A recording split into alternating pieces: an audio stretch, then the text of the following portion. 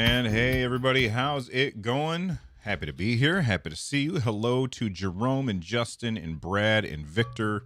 And my chin hit the microphone. Chuck and Ruben and Indlead and Seddar and Jay Dangle, P. Cray, Adam Johnson, and Eeyore. Happy to see you guys all today. I hope you're having a wonderful day. There we go. What are our major missing games in Ubisoft Plus? What are the major? I don't know what the major missing games. Major missing games? I don't know what the major missing games are in Ubisoft Plus. I'm not particularly. Excuse me. I'm not particularly interested in Ubisoft Plus. Lloyd just had to run out of his little office for a moment. So, but I was already hitting the start button. So we're just gonna hang out until he gets back. And I will take this as an opportunity to let everybody know that we also have other video game podcasts here at the Nerd Nest. Lloyd has Nintendo Pulse, the longest running Nintendo podcast of all time. I have Nintendo Switchcraft, which is like a weekly show about Nintendo as well.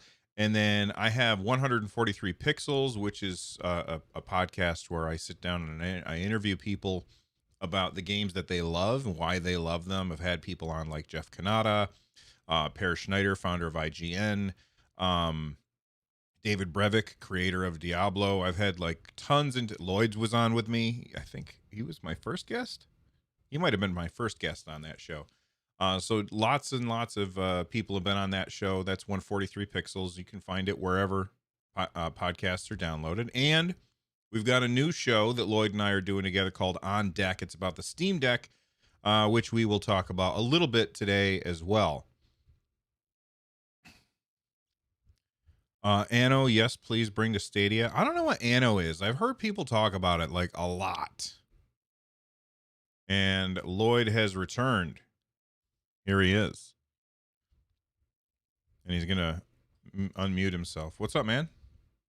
Not much. Not much. All right. All good. I had to make sure that all my audio sources were muted so I wasn't sending you back to you because that would have been a problem. I would have noticed, I think. Although a lot of times, because I've got my Mac goes into like my HDMI splitter. And so a lot of times I will forget to mute my console.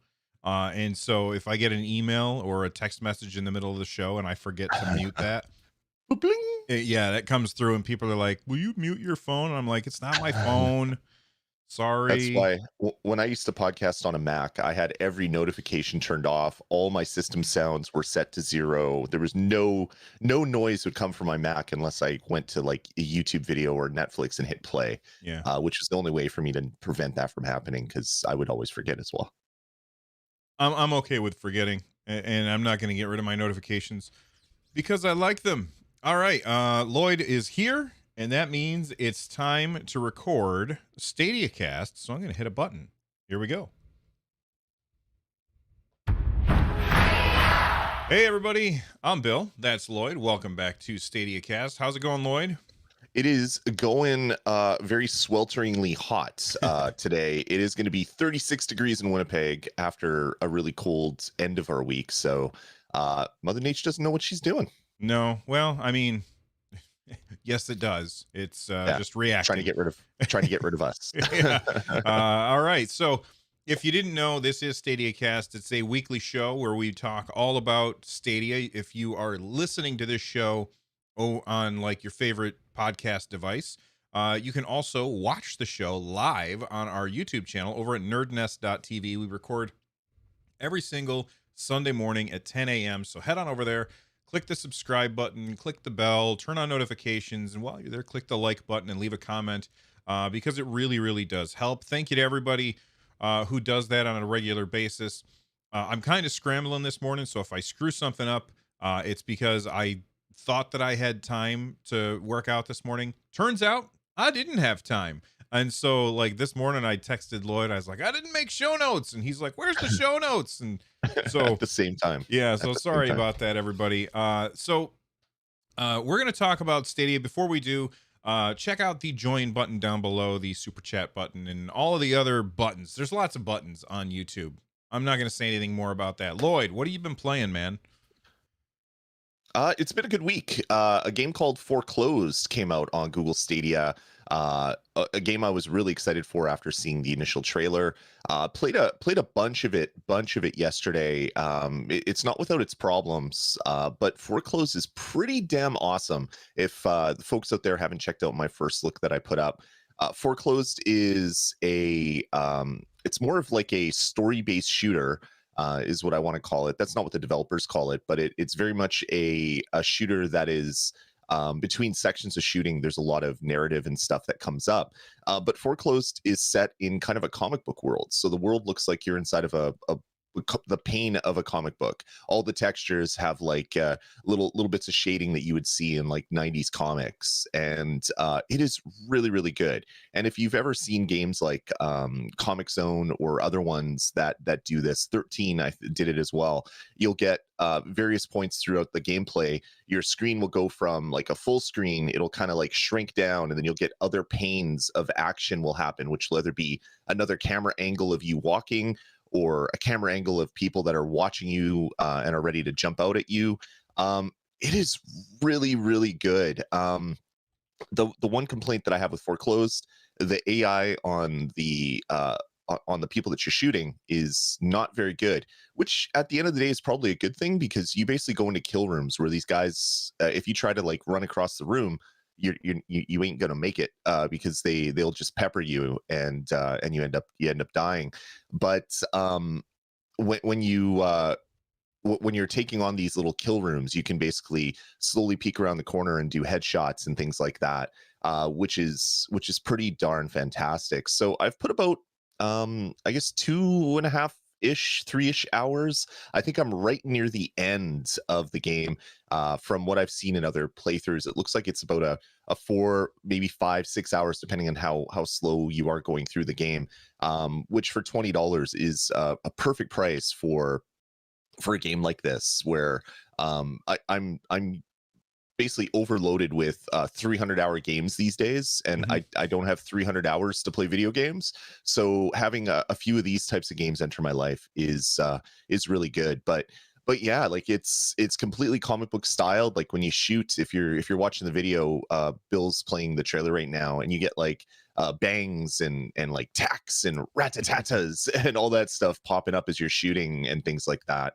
And it's set in a kind of a futuristic cybernetic world. So you have implants that you get XP for, and then you can add various other skills to your repertoire that way. So really loving Foreclosed.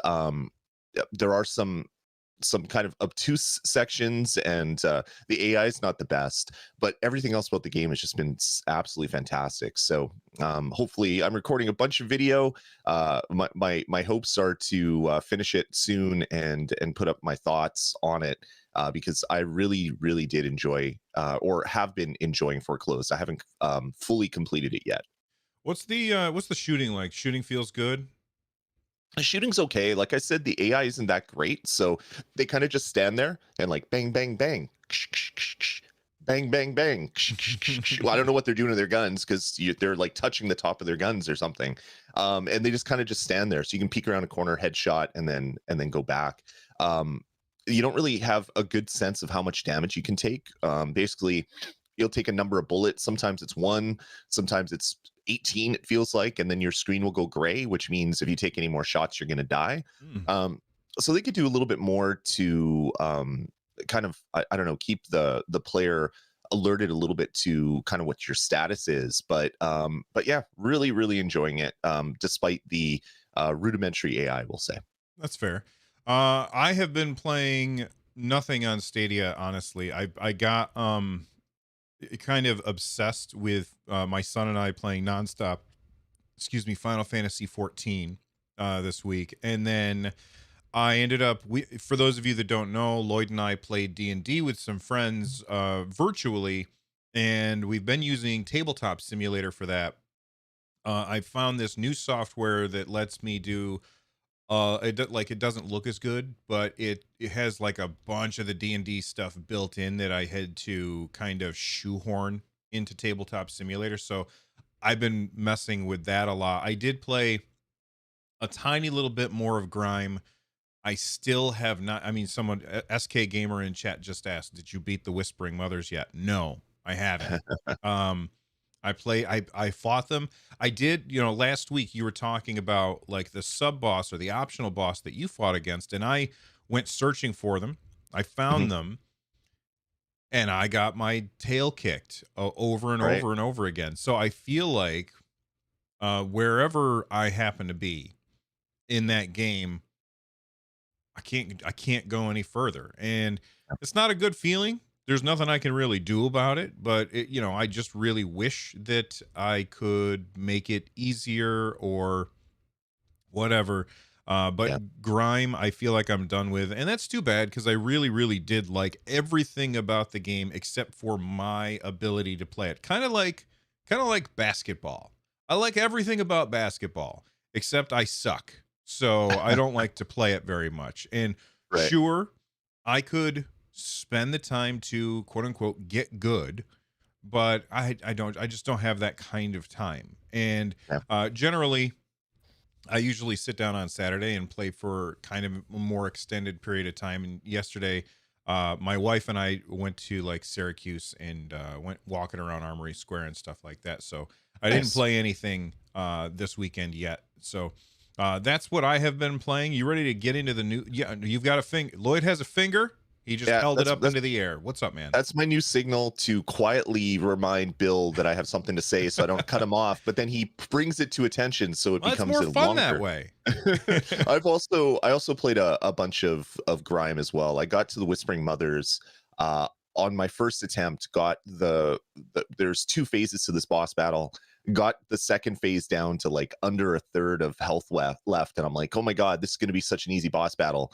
And then I tried it like 10 times and didn't do that well after, because you feel good about yourself. And yeah, that's about as far as I got with Grime. So Ruben was asking in the chat room, did have I tried it again? Yes. Have I ditched it? Yes. So I tried it again, and I think I'm at a point right now where unless the developers work on it a little bit more and add some things that make it a little bit I don't know, more enjoyable for me. I think I'm off that game for a little while until maybe a patch or whatever. Love the game, really want to love the game more than I do. Or actually, well, I love the game. I just can't play it. I'm just not. I don't have that skill. I'm not a Souls like fan.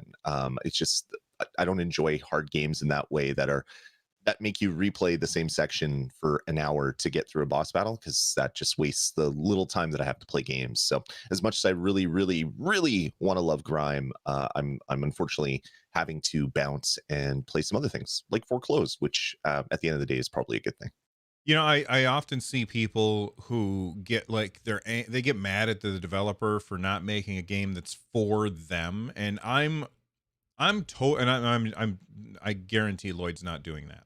But I feel like it with the number of games that we have access to right now, if a game turns out to not be for me, that's totally fine. And so Hmm.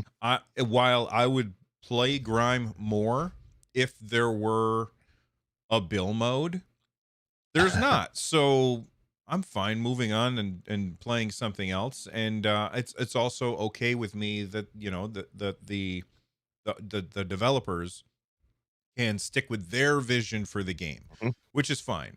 I would play it more if they used my vision, but I think that kind of goes with everything. So Grime, I'm done with. But I don't know. Maybe I'll see it and I'll jump right back in. But I don't know. I'm struggling with it. Let's move on to the news before Lloyd holds up another finger. Real quick. Oh God, that was a lot of fingers.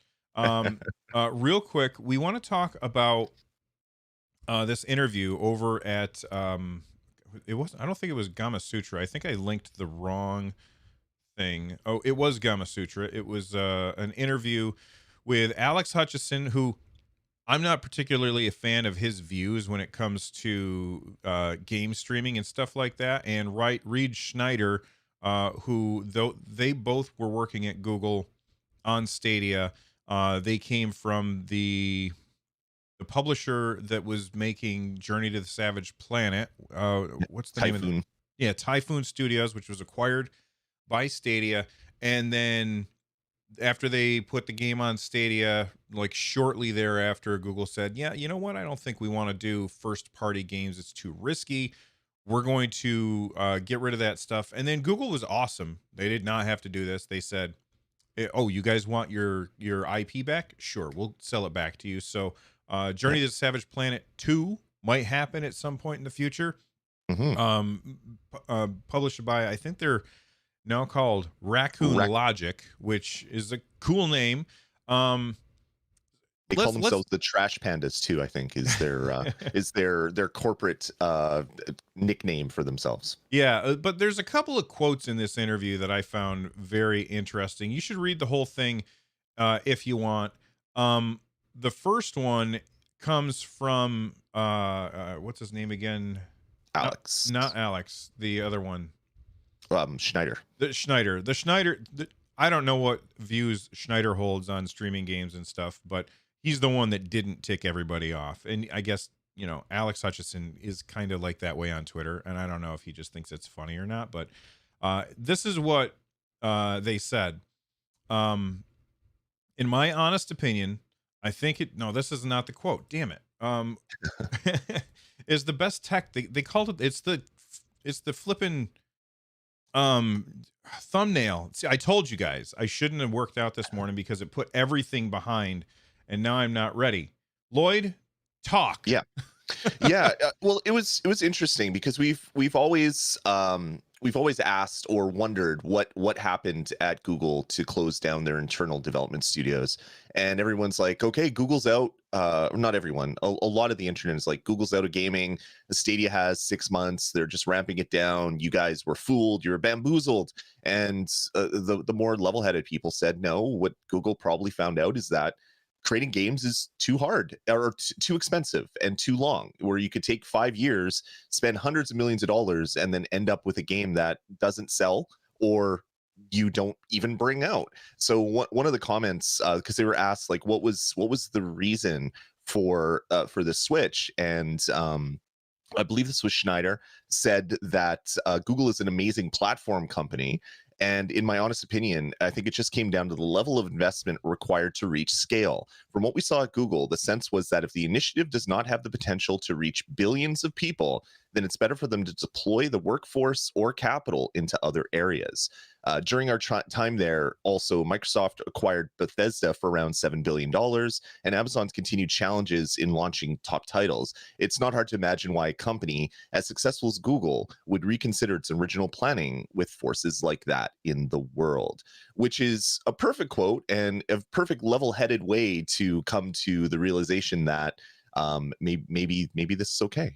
Maybe Google said that we don't want to spend $500 million making games that won't be out for 5 years when we could take that money and better use it in other places. So it was great to see someone that was kind of involved from the very ground up of SG&E sort of have those thoughts. And especially when it's an interview with Hutchinson, who seems to be maybe a little more honest, even at his own peril. There was no real digs or anything, which is a good thing to see. Yeah, and you know what? You say what you want about the guy's tweets. What he said here all made a lot of sense. And for those of you that are listening to the show, I just told chat I closed the window that had this quote in it 3 times, trying to click on something else. I accidentally closed the window, so that's what was driving me crazy. But yeah, the part here is that it said it has some of the best tech in the world. These are people who do not work at Google anymore. They do not have a dog in this race, and B, have seen the inner workings of the machine. And those two things together, like, I mean, if Google came out and said, we've got the best tech in the world, big deal. Great. I mean, you can say that. I don't know how true it is. But when somebody who doesn't work there says they've got some of the best tech, That's Yeah, very interesting to me, especially when you do compare Google Stadia, you compare it to other platforms, and that's what, that's what people do. I always try and say, well, try not to do too many comparisons because chances are you're not going to play it on Xbox and Stadia side by side at the same time. That's just a thing that right, doesn't happen. right. But because this has the best tech or some of the best tech, I think what we see right now is that we're just scratching the surface of what Stadia has the ability to do at this point. And it's just like with, we'll say, like the PS3. When the PS3 came out, and you look at the games that launched on it at the very beginning, and then you look at the games that were on it at the end of its life cycle, man, they looked a lot better. And we have to keep in mind that over time developers will learn how to use these tools. The engines will be more finely tuned to deal with this particular hardware, and that means that the pace at which game development will increase, will improve, is going to increase. And I think that that's a really, really good thing. 100%. And everyone's saying, okay, well, these statements don't point out that Google's using the money that they would have spent on first party studios to do other things. Well, we just had the unveiling of Stadia app across all the TVs. That takes some decent development time. You know that there's people that were working with SG&E that are working on other parts of engineering for Stadia.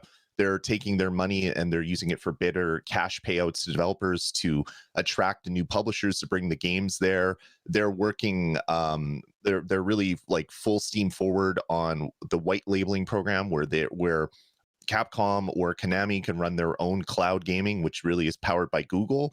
So they're taking that money that would have been used on paying hundreds of people working on a game where they might not see any fruits of that effort for 5 years, and they're using it on better things to kind of launch this new platform. So obviously we don't have eyes into kind of the ones and zeros and the money of Google Stadia, but you can make educated guesses based on what Google's been doing recently. They're unveiling stuff that they didn't talk about before, so obviously there's still development and money being spent there. So time will tell, of course. Well, we think this might be a rosy interview. Others might be less. They might think less of this interview and think that it's just these people left the company. They don't want to burn any bridges, so they're being nice.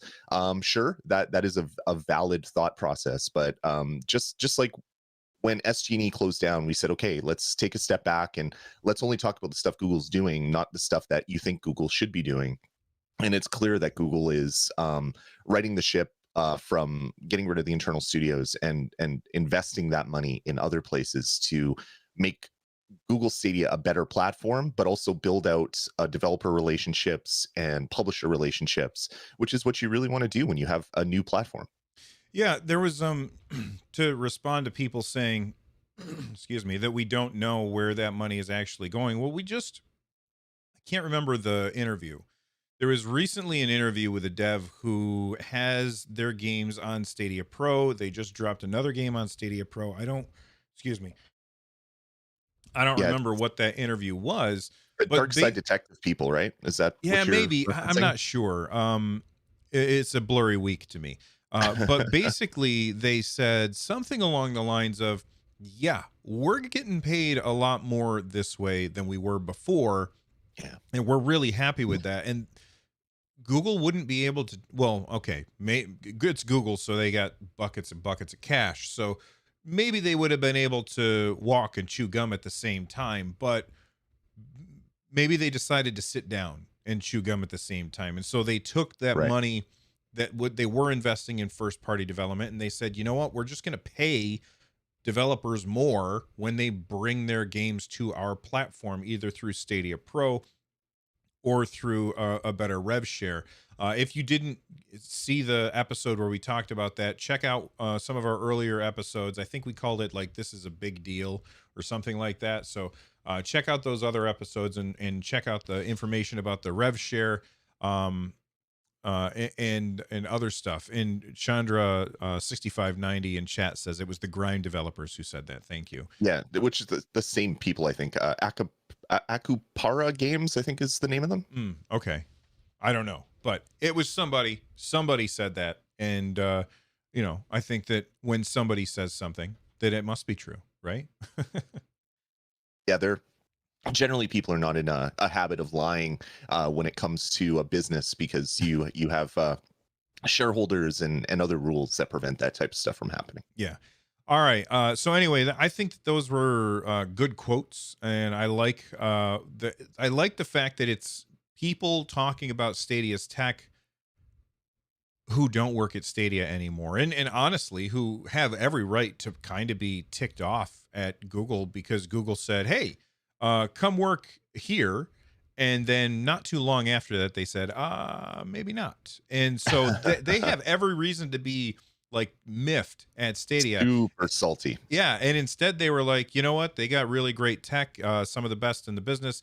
And we plan on bringing our games to that platform. So, I mean, it's obvious that the more devs that have experience developing games for Stadia, uh, they all seem to say, "Hey, this is a pretty good experience to do so." So Exactly. I see us doing some more stuff, or seeing some more stuff from them in the future. All right, Definitely.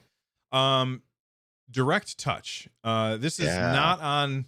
It's not on iOS, which makes me sad. But maybe it'll come to iOS. I don't know if it will work on iOS because currently, like, well, it I don't know if it has to work in an app or it can work in a web app. I'm not sure how that works. But direct touch controls on Android are coming with Humankind, which basically says we're going to let you develop an interface for your game that allows you to play the game in a more touchscreen friendly way instead of putting a fake joystick on the screen and fake buttons on Right. the screen. You will directly interact with the game that way. Now, the game Hmm. that I want to play like this is Baldur's Gate 3. I think Right. that would be amazing to play on my iPad. It's one of the very first things that I tried when iOS got access to Stadia through that web app. But Humankind is the first game on Stadia that's going to be bringing direct controls to Stadia, and I'm very excited about that. And just before everybody says it in chat that Microsoft did it first, yes, I understand Microsoft's Xbox Cloud Gaming. They do have this feature on some of their games, and it's really cool. And I'm happy to see it in more places. What are your thoughts on this one, Lloyd? This is going to be huge for games like Terraria, for Humankind. There's what is it? The wine simulator. I can't remember the name of Oh it. yeah, 18 days. No, 100 days. 100 days. Is that what it's called? All those types of games will make perfect sense to have this enabled. So a developer, when they're making a game, has to enable direct touch as another control method.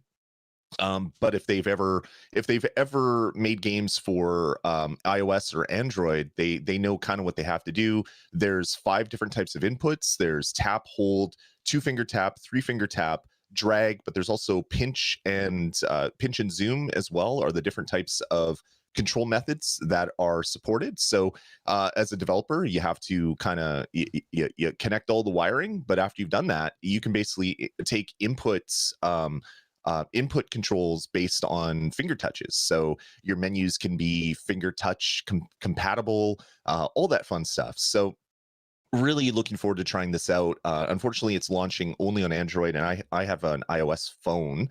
I do have an Android tablet. I don't know if it's going to work too well on that because it's a really, really bad tablet that I only use to buy games with my Google Play Store account. That's pretty much the only reason why it exists in my life, which is so weird. But yeah, this is going to be huge for people that love playing mobile games.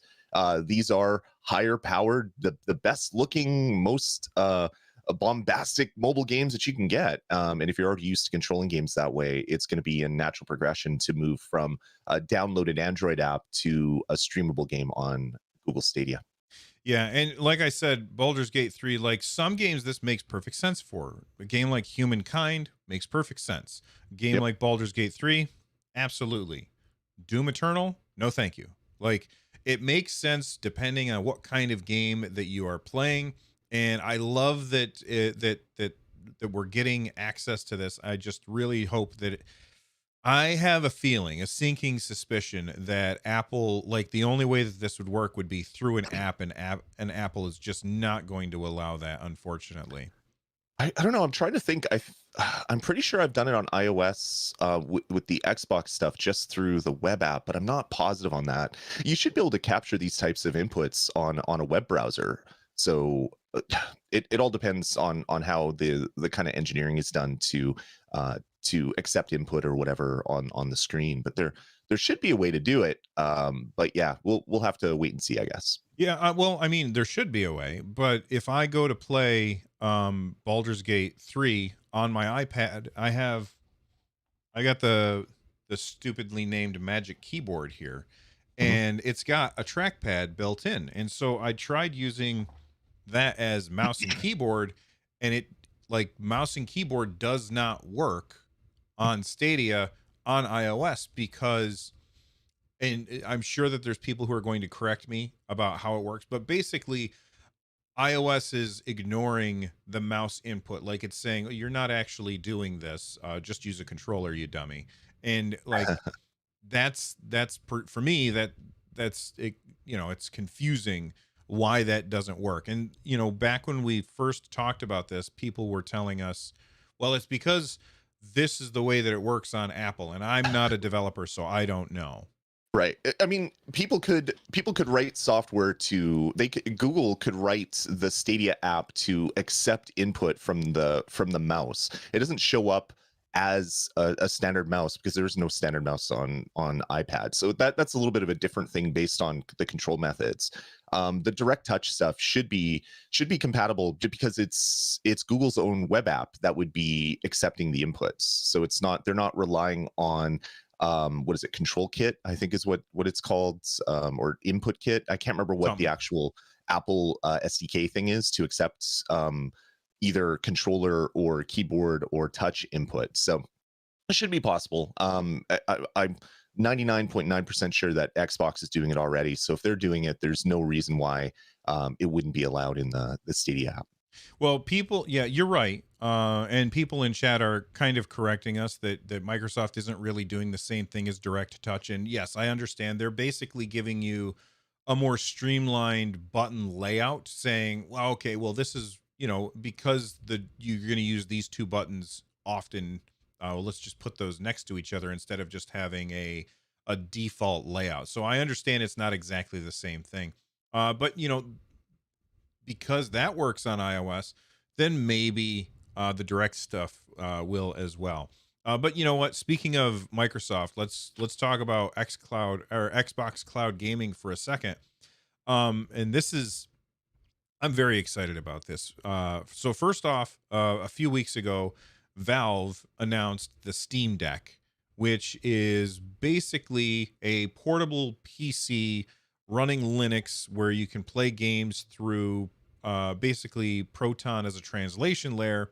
These are Windows games that are then translated to run on Linux, and it doesn't cause a whole bunch of overhead, which is really cool. It's $400 for the cheapest version, up to I think like $650 for the most expensive version. It's got a 7-inch screen. It's very, very cool. I'm super excited about it for many reasons. A, because I can play my Stadia games in any room of the house. I can play my Switch games in any room of the house. I can't play any of my PC games in any room of the house. It's just too much of a hassle. This allows me to do that. But it also, like we were suspecting, it would also allow you to play Stadia. And Phil Spencer, he tweeted this out, which I think is so cool. He Very. said he was at Valve Software this week talking with Scott, Eric, and Gabe about the Steam Deck. After having mine most of the week, lucky, I can say it's been a really nice device. Games with me on the go, screen size, controls, all great. Playing Halo, what And age. Age? Oh, Age of Empires? Yeah, I Yep. bet you Age of Empires, yeah. Playing Halo and Age feels good, xCloud works well. Congrats, Steam Deck team. And if xCloud works well, then you know that Stadia is going to work well on this thing because there's basically just using a browser to do it. Mhm. This is like the catch-all device. It does everything except for play PlayStation exclusives and Nintendo Switch exclusives. That's awesome. Yeah. This is really exciting news. Obviously, we knew it was going to be possible with the Steam Deck. The Steam Deck is just a PC, so if you have a favorite app or a favorite web browser, you just install Windows if it doesn't run on Linux, or if there's no other way to do it on Linux, you could just install Windows 10 and game that way. But the fact that they were able to play xCloud, um, I would assume without installing additional Linux-based software, because this is a pre-production unit, so it might be locked down in that regards. That means that the built-in browser that is in the new Steam Deck OS, or Steam OS 3.0, looks like it is a fully functional, standards compliant web browser. And if XPlay works, that means that Stadia and Luna and GeForce Now and all the other streaming services are most likely able to work right away out of the box, which is great. That's one of the main reasons why I pre-ordered a Steam Deck, was to have a better device to stream games on. And obviously, you can install all your Steam games that everybody has 8,000 of them in their library. You can install all that junk if you want to. But having a really good, solid device with a larger screen than my phone to do streaming games on it, that's going to be a major use case for me with my Steam Deck. Yeah, and if he says that he was playing Age of Empires on it, then that means, well, if he was playing Age of Empires on it through like xCloud, then that means that the thumb pads are working through xCloud too, which is very exciting to me because there are so many games. As I have the Steam controller, I love that controller. It's fantastic. Being able to use the thumb pads and the gyro on like a first person shooter through Stadia, that is very, very cool. When I interviewed John Justice, he used to be the president, or not the vice president and head of product at Google Stadia. When I interviewed him, one of the things I said was, is the Steam controller going to have gyro? And he said no, because our developers didn't ask for it. Well, damn it, I'm asking for it, and now it looks like I'm going to get it through Valve, so I'll be able to use gyro and touchpads on deck through Google Stadia. And by the way, if you haven't checked out our podcast On Deck, please do. It's a podcast about the Steam Deck and PC gaming and stuff like that. All right, moving on.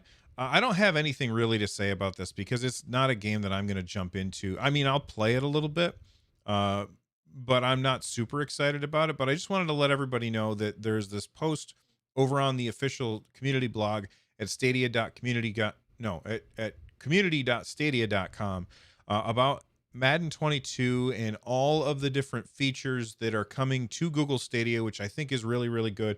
Any thoughts about this, Lloyd? I don't know what the features are, and like most of this stuff goes past me because I don't play Madden.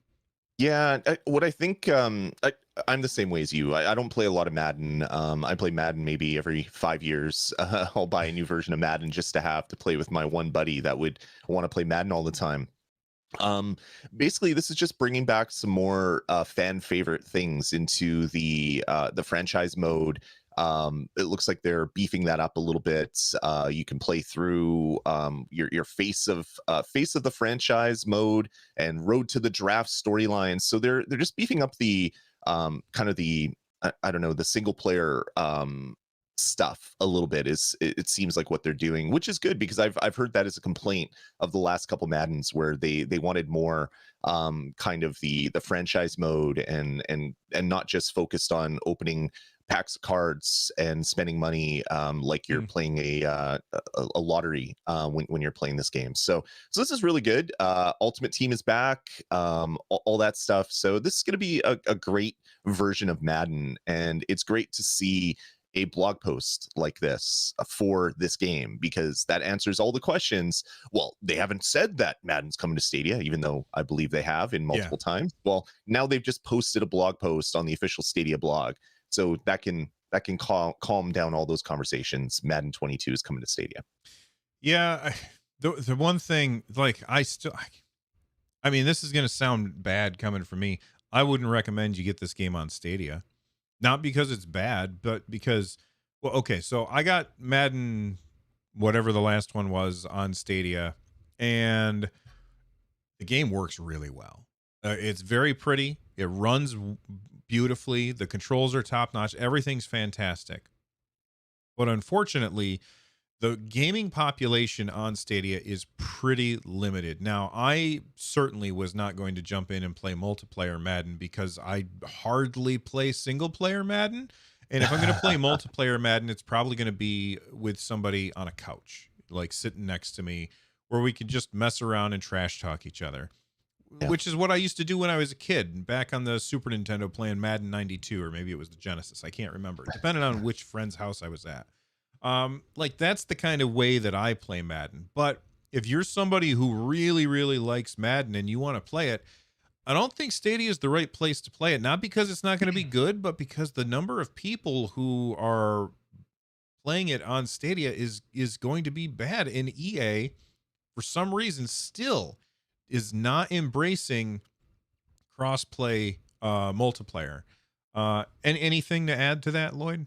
Yeah, it's really disappointing. I mean, we obviously don't have confirmation that crossplay isn't there, but they haven't talked about it in any of the blog posts, and especially not the Stadia stuff. So, while it may come, it doesn't look like it's going to be there at launch, which is a huge issue because if you want to play in a like a franchise tournament, you need people to play every single team. You need to have a lot of people for backups and subs and all that stuff. I find that maybe a little bit difficult on Stadia as it is currently. So I don't know. Hopefully they can start focusing on this crossplay stuff for all their games, because if any platform out there is going to benefit from crossplay, it's definitely going to be Stadia. So it'd be nice to see a lot more of those types of games coming to the platform. Well, and the way I say it is that every platform and every customer benefits from crossplay. So companies that Definitely. don't do it, you are wrong. You are absolutely wrong.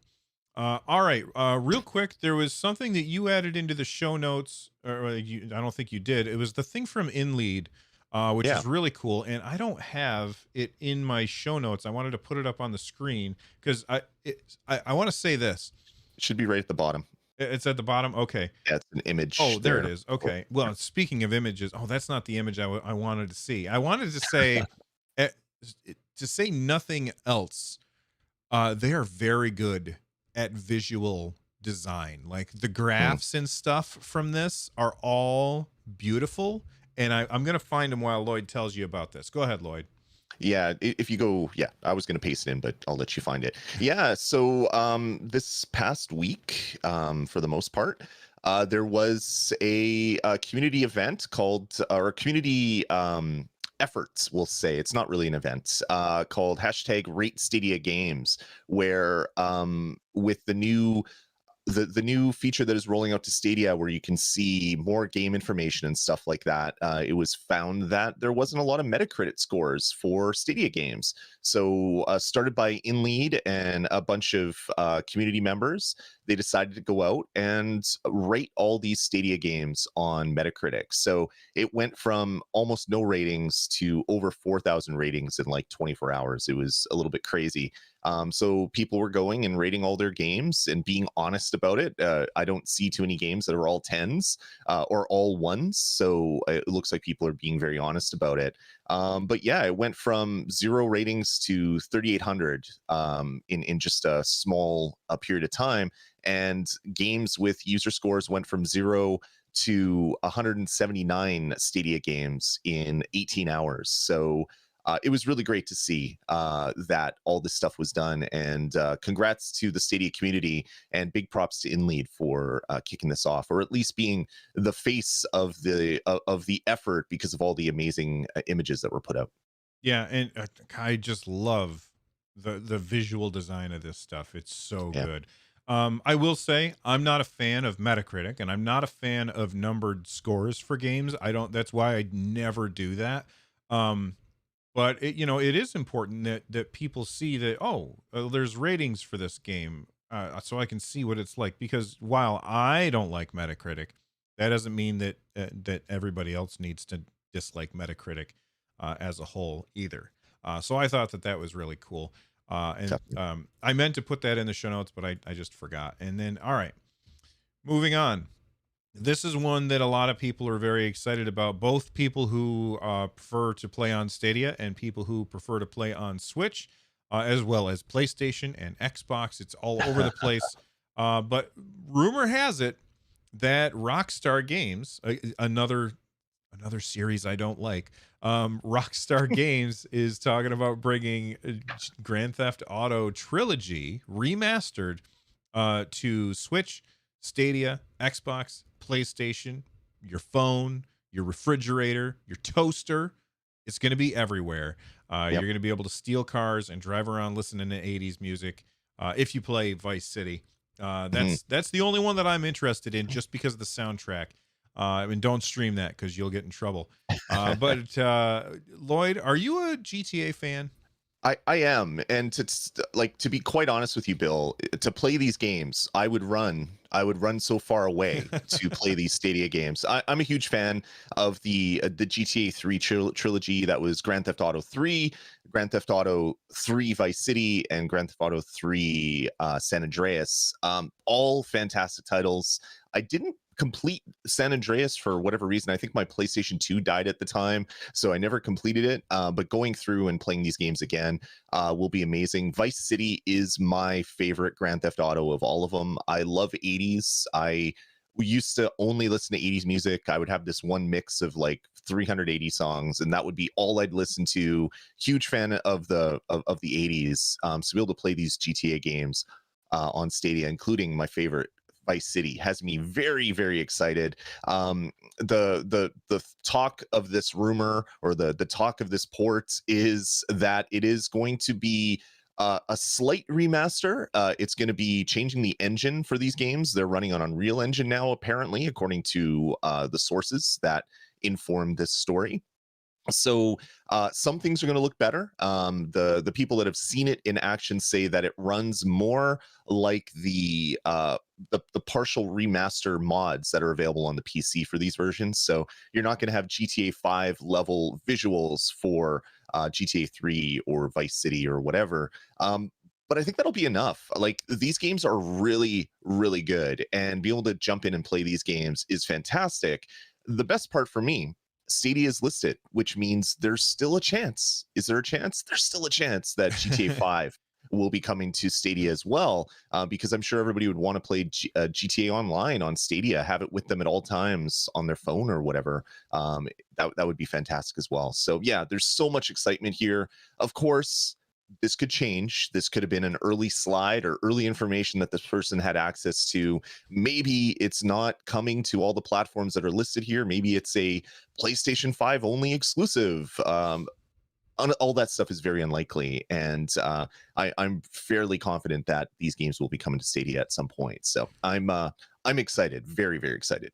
And I'm sure that people are like, how come Bill doesn't like the GTA games? And it has zero to do with the story, because I've heard nothing but fantastic things about the story. The driving feels great. The soundtrack and world building is all awesome. But as soon as you get out of a car, the controls feel terrible to me. And that's why I've never played Red Dead Redemption 2, because I played Red Dead Redemption 1, or yeah, I played Red Dead Redemption, and I didn't like the way that you felt like you were driving a car when you were walking around. And it's because of the way that they just designed the controls. I don't Yeah. like Rockstar games, not because I want to experience these awesome stories that everybody talks about, these ridiculous characters that people love to despise, but I don't get to, because I just don't like the controls. And there's a million billion trillion games out there, so I don't have to force my way into enjoying this series if I don't want to. But Yeah. that's okay. Not every game has to be for me. And here's 3 games that are not for me, and that's okay. I'm all right with that. All right, moving on. Life is Strange. This is sad. There's a lot of people who are going to be upset about this. I'm going to read this to you real quick. Hello, Life is Strange fans. We have some important updates for you on the upcoming releases. After Life is Strange True Colors releases on September 10th, we're happy to announce that Life is Strange Wavelengths DLC starring Steve Gingrich will release on September 30th. We will be revealing a first look via a new trailer tomorrow, which is already come and gone. However, due to the ongoing challenges of the worldwide pandemic, we want to alleviate any additional pressure on the Life is Strange team by giving more time between the release of True Colors and the remastered collection. For this reason, we've made the difficult decision to delay the release of remastered collection for all platforms until early 2022. We hope you understand. And of course, if you're a compassionate person, then you understand. It sucks. I know that there's a lot of people who really want to play these games and missed out on them the first time around, and now they've got True Colors coming out. But for somebody like me who did not play, I think I played a little bit of the first one and I was really impressed by it. um Yeah. I want to play that remastered collection before I play True Colors, so now I'm like, oh, I'm not going to be playing any of these games until early 2022. Yeah, it is a little sad for the people that haven't played Life is Strange before. I love guys. The first Life is Strange was such an amazing experience for me back in the time. Hit at the exact right time of my life where I needed what was being talked about in the game to be something that was talked about in my life. So that was great. I haven't played this all of the second Life is Strange for whatever reason. I think just other games came up at the time. So I too was looking forward to playing through all of the second game before getting into True Colors. But it looks like that won't be possible, which is fine. I would rather have a dev team that isn't burning the candle at both ends and getting burnt out and not getting thanked for the work that they're doing. But yeah, it is disappointing for the people that maybe have to wait a little bit to play True Colors because they want to play the first two games first. I was muted. Sorry about that. Yeah, absolutely. I agree with everything there. I absolutely want developers to get more time. I think the video game industry usually operates on a crunch all the time mode, and I feel like now I've said for a billion years that these companies should implement a, oh no, you're not allowed to work anymore. Hmm. You've worked your 40 or 50 hours this week. Yeah. You are out the door. Go home. Your screen turns off. Your screen turns off automatically. You can't continue to compute. Right, because what happens is people get really excited about working on stuff, and I totally understand that. But then they also like they don't get a good work-life balance because they never turn off. And then on top of that, I'm Bill and I see Lloyd, and Lloyd's like, man, Lloyd comes in before I get here every day and stays late every single time. I Yeah. feel like maybe I need to start doing that too. And then as you approach the release date, the company is like, all right, everybody, you are now working on Saturdays, and you're also working Sunday mornings, and you're missing your favorite podcast that day. And that's just going to be like that for the next 3 months while we get ready for launch. And we're giving you a corporate present. It's a sleeping bag so that you can sleep underneath your desk and never go home. Yeah. So Yeah. I'm with you. I think that there should be a maximum allowable hours that people who work on video games should be allowed to work before they say, you know what, get out of here, go have a life because you're working too much. And I like it when publishers and developers say, you know what, we're gonna put our people before our game, and those games are going to come eventually, and it's okay if we have to wait, because as I've said many times this episode, there's so many games out there. It's okay to have to wait a little bit for the next one. Yeah, exactly, 100%. I'm disappointed, but I'd rather have a bunch of happy devs, I'd rather have happy devs that can go home to their families than playing this game a few months early. So I'm willing to wait and not complain about it. Yeah, I mean, let's look at Cyberpunk 2077. Yeah, exactly, right. All right, let's move on to the super chats. Before we do, actually, I just want to let everybody know we did an experiment this week where I made a thread for Stadiacast episode 123 on our community Discord, and it was awesome. People kept dropping in links to stories that they wanted us to talk about.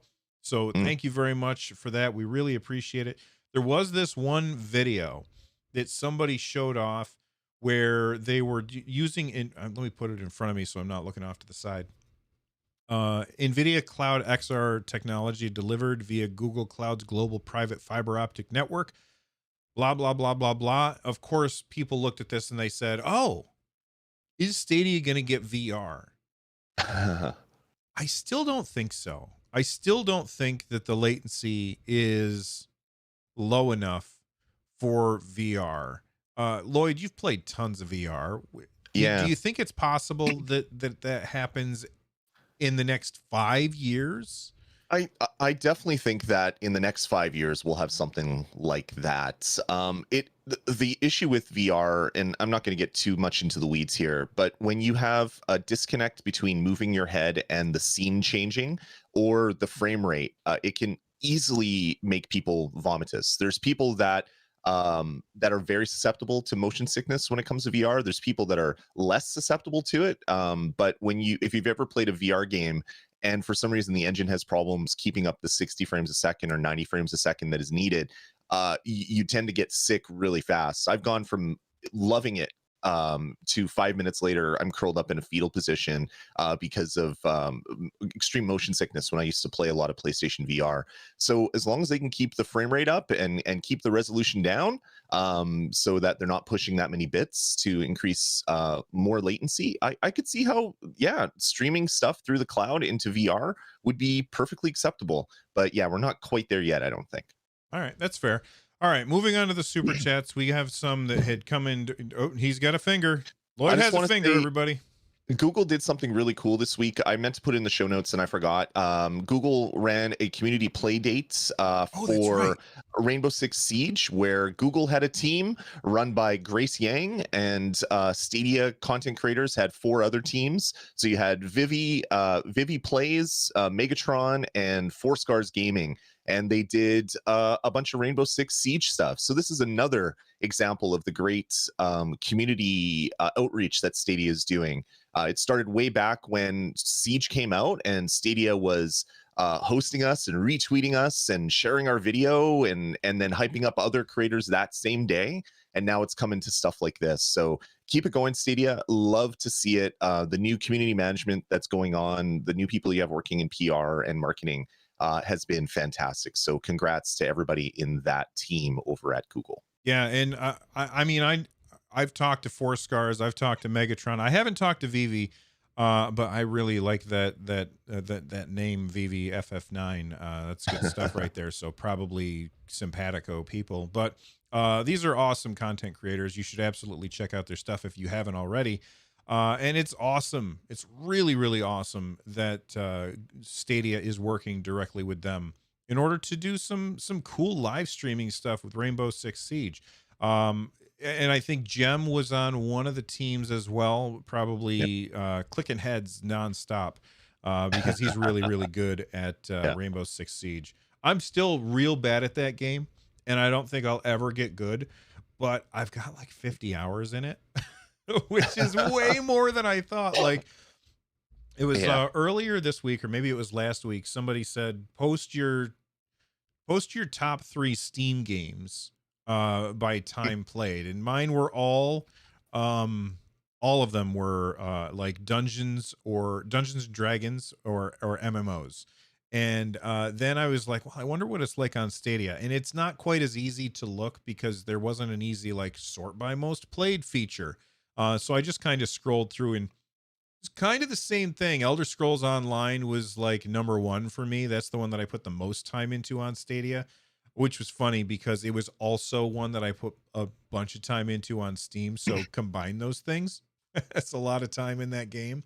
But then like the thing that jumped out at me was, oh my God, I just got Rainbow Six Siege and I had already put 50 hours into that game. Maybe it was 40 hours. A lot of hours into that game, and it surprised me. It's so fun. Yeah, I jumped in recently for that new mode where it's like the humans versus the pod people, whatever the alien I don't know, mold creatures are in Rainbow Six. I can't remember. There was a game Wait, mode. for eviction or not, or extraction? Yeah, but it was inside of Siege. They were doing an event where Oh, you're a team of those alien pod people, and then then it's the humans versus the pod people. You have to destroy the nests and things like that. I jumped in and I played a bunch of rounds of that. Man, I suck at this game. I don't know what it is. Like I hide where I think is a great hiding place, and then I get like 8 headshots at the exact same time. There's yeah. only like 3 people on the other team. I don't know how I'm getting 8 headshots at the same time, but I duck behind a thing and I peek out, and everybody's shooting me in the face. Even people that are watching in chat, I think that's where all those extra bullets are coming from. So yeah, I'm not good at that game, but I still have so much fun playing it. So I keep jumping in every once in a while.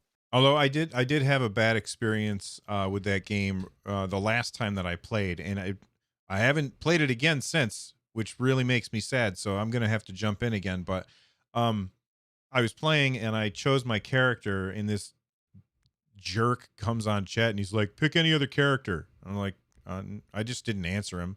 So I picked the character that I wanted because that's how the game works, you jerk. Yep. And then on my way in, he shot me. Team killed me, and I was like, okay, well, next round I'm gonna pick that guy again. Somebody else on my team shot me. And that happened every single time, and then we lost. And I'm like, you would rather lose than let somebody Yeah. play as character X? I don't even remember who it was. I think it was Lion. What the heck, man? Anyway, Yeah. jerks. Yeah. Art isn't random online gameplay so much fun. It It is. brings me back to my Xbox 360 days when I stopped playing online with people because it was just a bad experience every single time.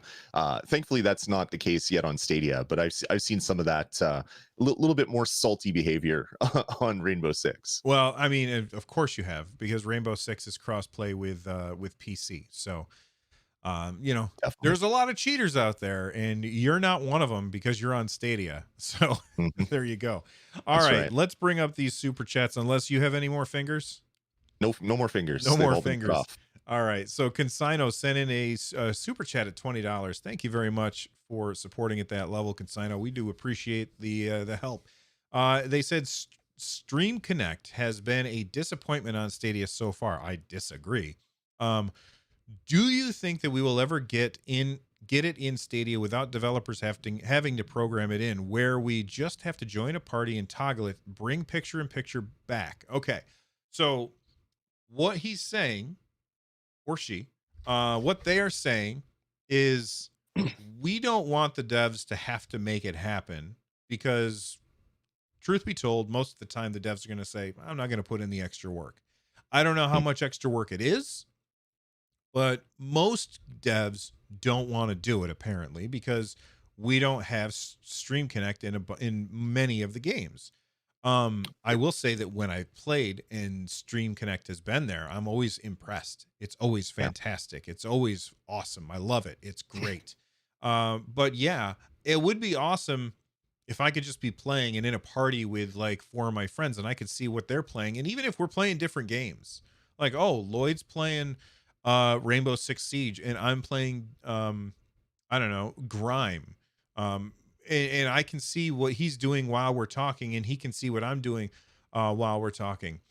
That would be really cool, and I really do hope that that kind of thing happens. What do you think about what Consigno's saying here? Yeah, I'd love to see more developers bake it in.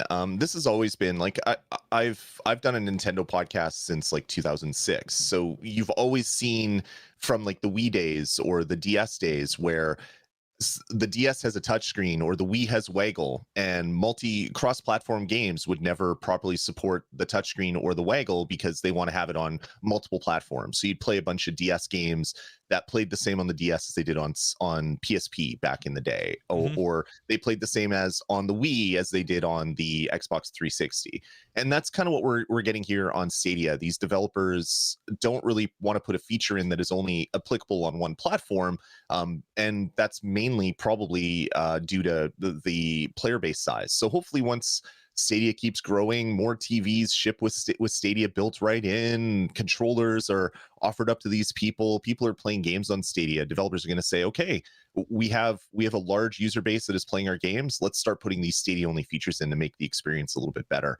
Because yeah, Stream Connect is amazingly cool, and I'd love to see it in every single multiplayer game that is running on Stadia, because it just, I don't know, what's cooler than seeing what your teammates are looking at, so you know when they're calling out someone's coming in, you don't have to say, okay, where is it, the door, is it the barn, like where are these people? You Mhm. just glance over at the corner of your screen and you can actually see where all these enemies are streaming into. So yeah, in the future I hope we get more games like that. And Consido says it seems like something that Stadia could do without the developers getting involved, where they're just taking your stream and putting it in the corner on my stream. And I don't necessarily disagree with that, but I'm also not an engineer and I don't know how this stuff works. So maybe it just can't work that way, or Yeah. maybe they've never had this idea. All ideas, like somebody said once, if this were an idea, somebody else would have came up with it before now. And the response that people like to that smart people to have to that is, well, that's a dumb thing to say, because uh everybody has to come up with an idea at some point. Yep. You know, an idea is born someplace. So maybe Consino has just come up with the first time that this has been talked about. And now we know that Google listens to the shows from time to time. So maybe it'll happen and it's all Consino's fault. I hope that Yeah. that's true. I will say that this is the, you know, the example that you gave, and I can see your finger. The example that you gave was perfect. But a more modern example would be the PlayStation 5 controller. It is Mm. really cool. We have one downstairs. It's got some fantastic features in it.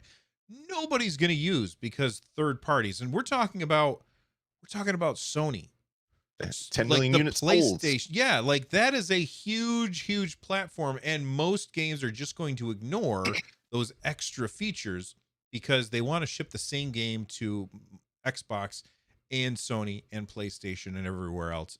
Go ahead, Yeah. tell me about your finger.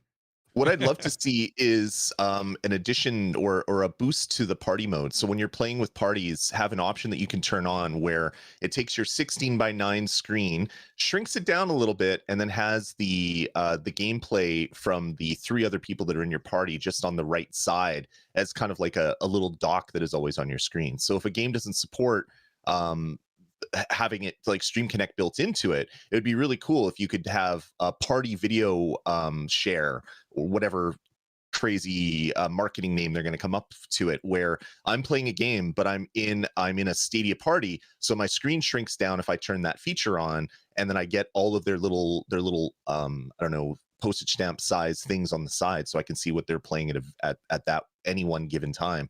That would be a really great thing added to it, and then you wouldn't need the developers to support Stream Connect if you're all playing the same game together. You would just be able to look at the side. So there Which would is have to be a, almost exactly what I think Casino's going for.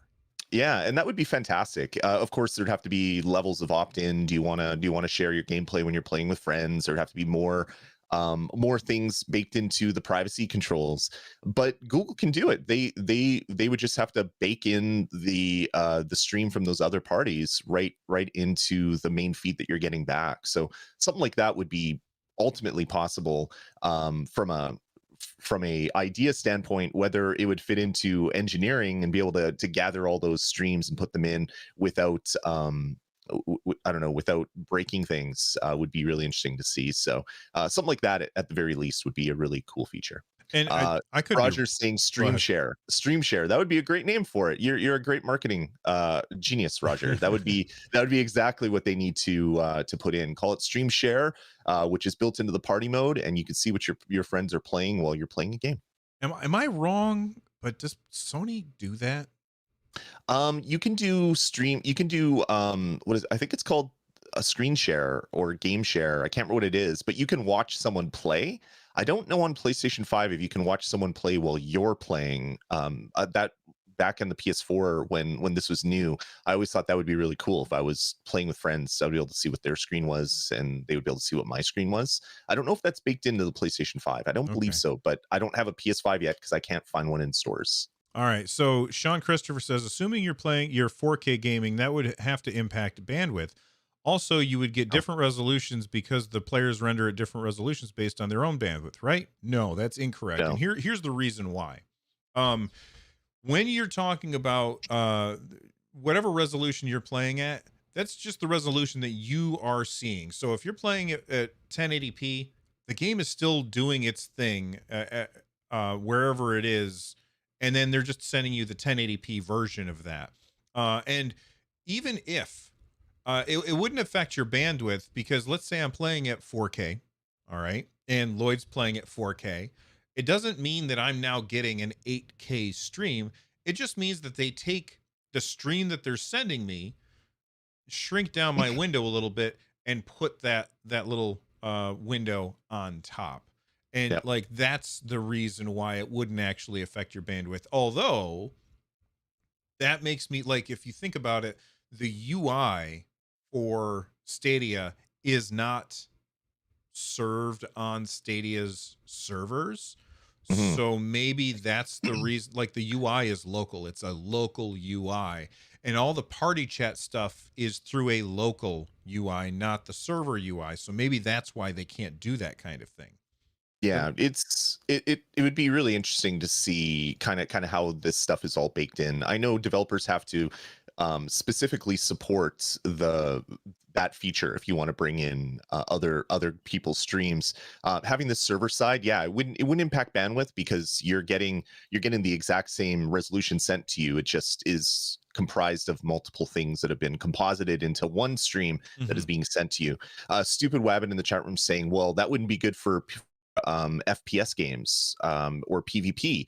Well, then you would have developers would have to opt in or opt out to the games, and it wouldn't be a lot of extra step because that would be something that is done with submission of your game. Just like if you've ever created an iOS app, you have to say this app supports this feature, this feature, this feature. When you upload it, all that metadata gets bundled together, and that becomes what your store listing is. It would just be another step for developers to say that, yeah, stream share or whatever it's going to be called is supported with my title. That would just be a nice little yes or no thing when they submit their game.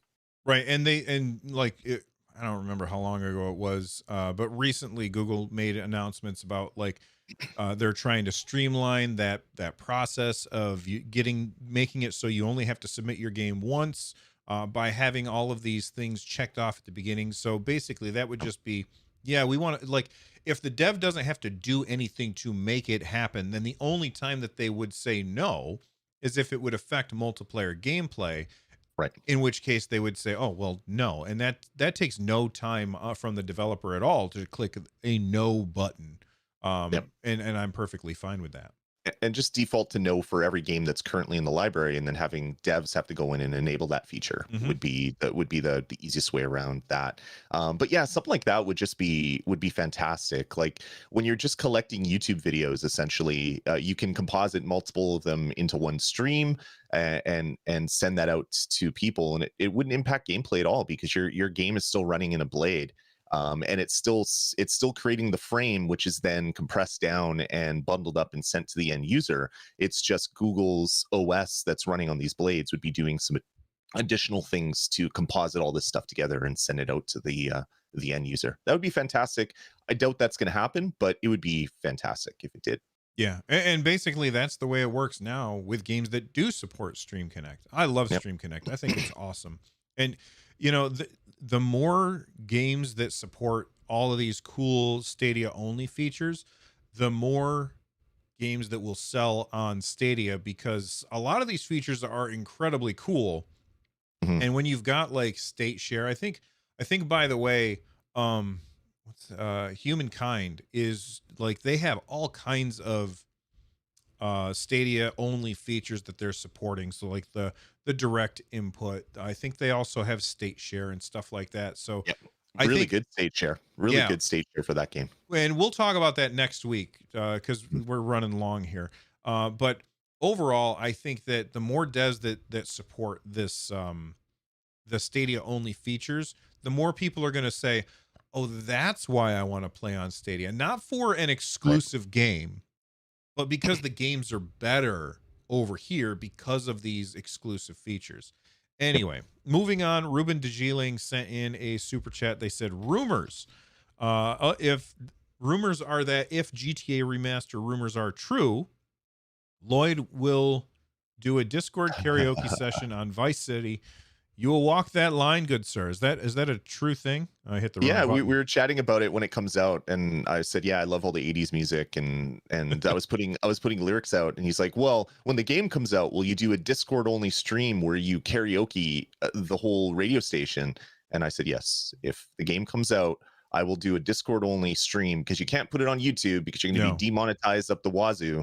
But I'll do a Discord only stream where every time a radio's on and there's a song, I'll karaoke it to the best of my abilities. Lloyd will stream it all exclusively on our Discord, and he will sing along to every song.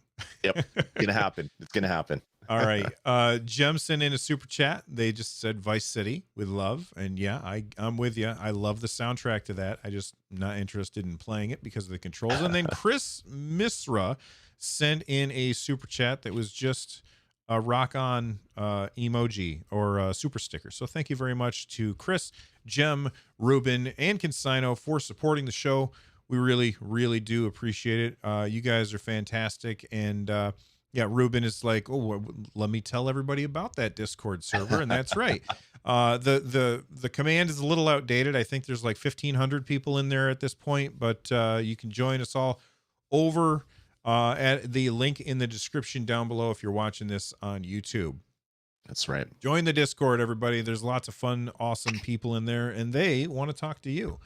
And then Dan Wagner just became a member just now. So thank you very much, Dan, for that. You are awesome. We appreciate you. And now you'll be able to watch the old episodes of our D&D streams. All right. I think it's time that we wrap up, Lloyd, right? Yeah, I think so. I think this was a long one, but there was a lot of news this week, which was fantastic to see.